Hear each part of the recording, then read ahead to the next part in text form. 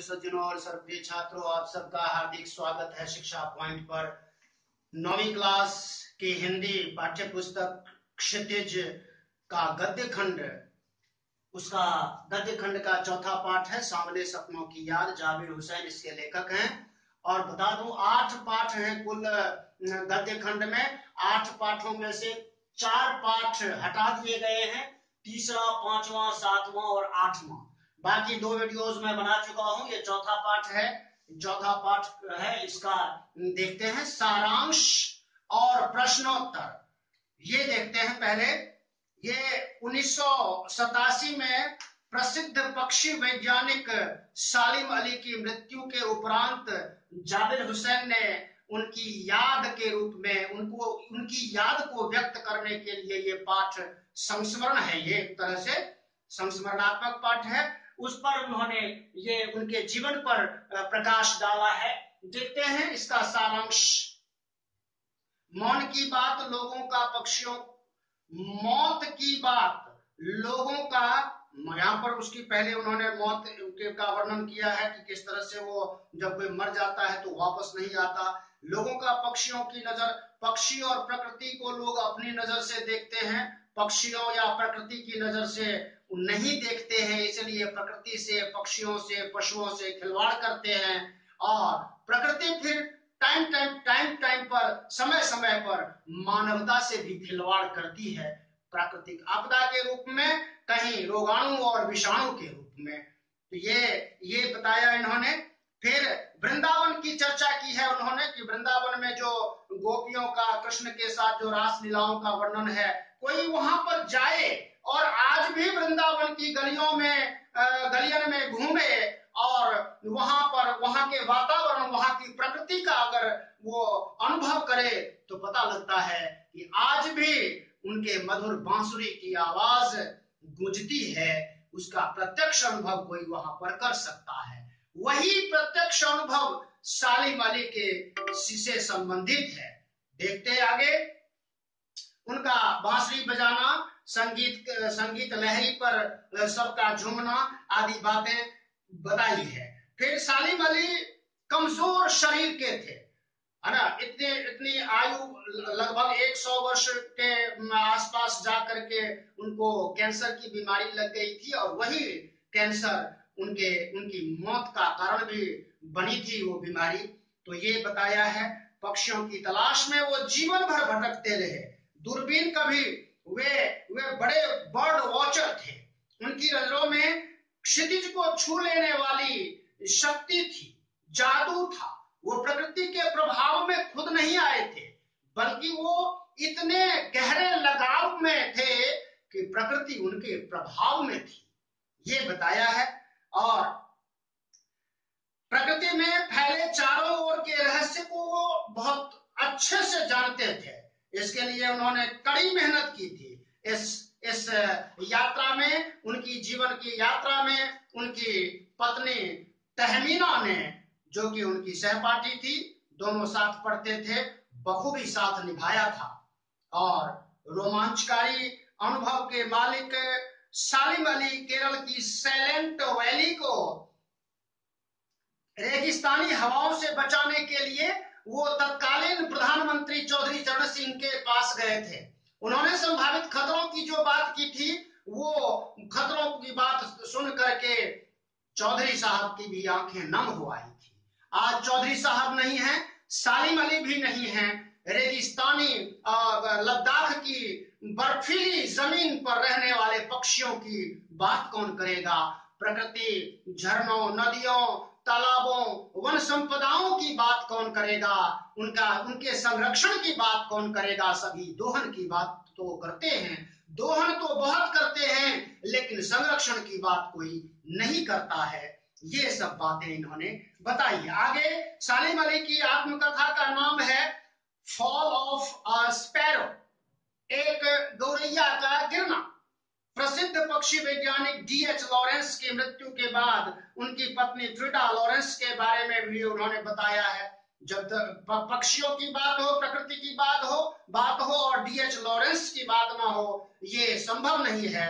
तो कुछ लोगों ने उनसे डीएच लॉरेंस के मृत्यु के बाद उनकी पत्नी फ्रीडा लॉरेंस से कुछ लोगों ने कुछ अपना अनुभव लिखने के लिए कहा, लेकिन उन्होंने कहा कि मेरी छत पर बैठने वाली गौरैया लॉरेंस के बारे में मुझसे ज्यादा जानती है। ये गहरा रागात्मक संबंध, प्राकृतिक संबंध, पक्षियों का संबंध जो रोमांचकारी है अपने आप में। इस तरह से अपने अनुभव, सचमुच वो अपने अनुभव अगर व्यक्त करती तो बहुत कुछ लिख सकती थी, लेकिन उनके लिए लिखना संभव नहीं था। प्राणियों के लिए सालिम अली सदैव एक पहेली बने रहेंगे, लोगों के लिए हमेशा पहेली बने रहने वाले व्यक्ति थे। उनके एयरगन से घायल होकर गिरने वाली नीले कंठ की गौरैया ने खोज के मार्ग पर अग्रसर किया था। एक बार वो गौरैया गिरी और उनके जीवन की दिशा बदल गई। वो पक्षियों की खोज, उनके संरक्षण की दिशा में अग्रसर हो गए और मृत्यु तक यही काम करते रहे। वे जीवन की ऊंचाइयों को छूते रहे। लॉरेंस के समान स्वाभाविक जीवन के रूप में ढल गए थे। उनके जीवन में कोई बनावटी बात नहीं थी, कोई दिखावा नहीं था। वे जैसे थे वैसे ही दूरबीन लेकर के खोज करते रहते थे, तलाश करते रहते थे। सालिम अली प्रकृति के संसार में, प्राकृतिक संसार में एक टापू, एक छोटी जगह बनकर नहीं रह गए थे। वे विशाल अथाह समंदर के समान बन गए थे और उनका जीवन, वे भ्रमणकारी स्वभाव के थे। मानो पक्षियों की तलाश करके वे अभी आने वाले हैं, ऐसा विश्वास डॉक्टर जाबिर हुसैन ने व्यक्त किया है अपने इस संस्मरण में। आइए देखते हैं प्रश्नों के उत्तर। पहला प्रश्न है इसमें, एक बार किस घटना ने सालिम अली के जीवन की दिशा को बदल दिया, उन्हें पक्षी प्रेमी बना दिया? तो एक बार सालिम अली की एयर गन से एक गौरैया घायल होकर नीचे गिर गई और तड़पने लगी। ये तड़प देख करके उनके मन में जो भाव पैदा हुए, उनकी पूरी जीवन ही उनका बदल गया। वो जीवन की दिशा ही बदल गई और पक्षी प्रेमी बना दिया उनको। अगला प्रश्न है, सालिम अली ने पूर्व प्रधानमंत्री के सामने पर्यावरण से संबंधित किन संभावित खतरों का चित्र खींचा होगा कि जिससे उनकी आंखें नम हो गई? साइलेंट वैली, केरल की साइलेंट वैली को रेगिस्तान की हवाओं से बचाने के लिए वो जिसको बड़ा खतरा था, वहां का पर्यावरण दूषित हो रहा था और खराब हो रहा था, पशु पक्षियों का जीवन खतरे में था। इन सब संभावित खतरों को सुन करके शायद चौधरी साहब की आंखें नम हो आई थी। तीसरा प्रश्न है, लॉरेंस की पत्नी फ्रीडा ने ऐसा क्यों कहा होगा कि मेरी छत पर बैठने वाली गौरैया लॉरेंस के बारे में ढेर सारी बातें जानती है? फ्रीडा को आगे देखते हैं तीसरे प्रश्न का उत्तर। डीएच लॉरेंस की पत्नी फ्रीडा जानती थी कि उनकी छत पर जो गौरैया बैठती है वह लॉरेंस के बारे में उनसे अधिक जानती है ना। निश्चल प्रेम के कारण वो डीएच लॉरेंस इतना प्यार करते थे पक्षियों से, प्रकृति से, कि उनकी पत्नी को भी ये एहसास था, ये रोमांचकारी अनुभव था उनके जीवन में कि वो कह पाए कि मेरी छत पर बैठने वाली गौरैया लॉरेंस के बारे में सारी बातें जानती है। चौथा प्रश्न है, इसमें तीन पंक्तियां दी गई हैं, तीनों का आशय पूछा है। पहली पंक्ति है का वो लॉरेंस की तरह नैसर्गिक जिंदगी का प्रतिरूप बन गए थे। तो सालिम अली डीएच लॉरेंस की तरह स्वाभाविक जीवन जीने में विश्वास करते थे और स्वाभाविकता उनमें रची बसी थी।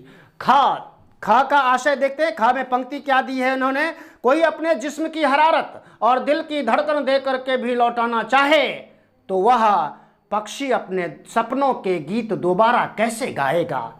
आशय यह है कि कोई व्यक्ति अपने शरीर के प्राण दे करके भी मृत पक्षी प्रेमी सालिम अली को लौटा नहीं सकता है, साधारण आशय है इसका। गा में इन्होंने बताया है, सालिम अली प्रकृति की दुनिया में एक टापू बनने की बजाय अथाह सागर बनकर उभरे थे। टापू कहते हैं समंदर में एक छोटी सी जगह को, और छोटी सी जगह यानी कि छोटे व्यक्तित्व के व्यक्ति नहीं थे वे। उनका व्यक्तित्व है ना प्रकृति के संसार में एक वो अथाह सागर के समान उनका व्यक्तित्व था जिन्हें प्रकृति से गहरा प्रेम था। पांचवा प्रश्न बताया इन्होंने कि इस पाठ के आधार पर लेखक की भाषा शैली की 4 विशेषताएं बताइए। पहली विशेषता है भाषा तत्सम तद्भव मिश्रित उर्दू मिश्रित खड़ी बोली है। दूसरी विशेषता है भाषा शैली सरल और बोधगम्य है। तीसरी विशेषता है प्रकृति प्रेम की अभिव्यक्ति है। इसका विशेषता ही इस पाठ की यही है। फिर प्रवाहपूर्ण शैली है। छठे और 7वें प्रश्न का उत्तर आप स्वयं भी कर सकते हैं, मैं थोड़ा सा हिंट दे देता हूं। इस पाठ में लेखक ने सालिम अली के व्यक्तित्व का जो चित्र खींचा, उनका व्यक्तित्व इतना सघन था कि आप एक चैप्टर में नहीं समा सकते उनके व्यक्तित्व को। जीवन भर जिन्होंने पक्षियों से, प्रकृति से, नदियों, पहाड़ों, झरनों से प्रेम किया हो और जीवन समर्पित कर दिया हो, ऐसा कोई बिरला आदमी होता है। प्रकृति से दोहन तो बहुत करते हैं, पशु पक्षियों से फायदे तो बहुत उठाते हैं लोग, लेकिन उनके बारे में नहीं सोचते। देखिए गायों का क्या हालत है शहरों में, हमारे गायों का दोहन करते हैं और कूड़ा करकट खाने के लिए छोड़ देते हैं। ये है आज के मानव का प्रकृति और पशुओं का प्रेम, तो ये नहीं होना चाहिए। फिर बताया है सांवले सपनों की याद शीर्षक की सार्थकता पर टिप्पणी कीजिए। तो इसकी सार्थकता अपने आप में है। उनका जीवन, वो मर गए, मरने के बाद कोई याद आई तो याद एक संस्मरण लिखा उन्होंने, तो ये जो शीर्षक है अपने आप में सार्थक और अर्थपूर्ण है। ये आप लिखें। चैनल को सब्सक्राइब जरूर कीजिएगा, बेल आइकन को भी दबा दीजिएगा, क्योंकि जो भी वीडियो मैं आप सभी छात्रों के लिए अपलोड करूंगा उसकी नोटिफिकेशन आपको मिलती रहे। धन्यवाद, नमस्कार, जय हिंद, जय भारत, जय भारती।